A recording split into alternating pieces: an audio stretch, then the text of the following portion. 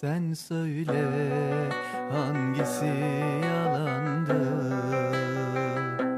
Sen söyle aramızda başka biri mi vardı? Unutmadın yaptığın ihaneti.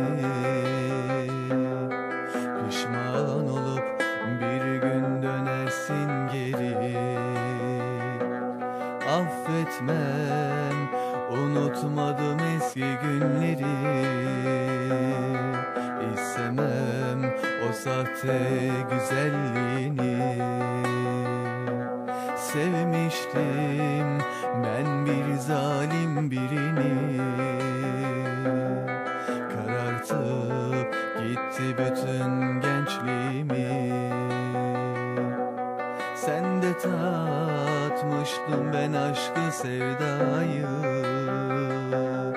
Senden öğrendim aldatılmayı.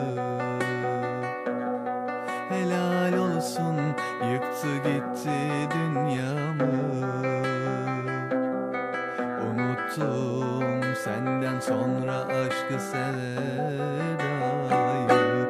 Affetmem, unutmadım eski günleri. İstemem o sahte güzelliğini. Sevmiştim ben bir zalim birini. Karartıp gitti bütün gençliğimi. Senle tatmıştım ben aşkı sevdayı.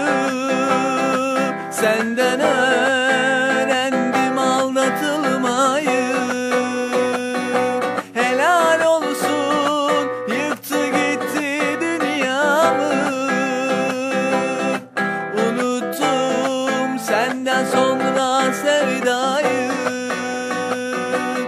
Affetmem, unutmadım eski günleri. İstemem o sahte güzelliğini.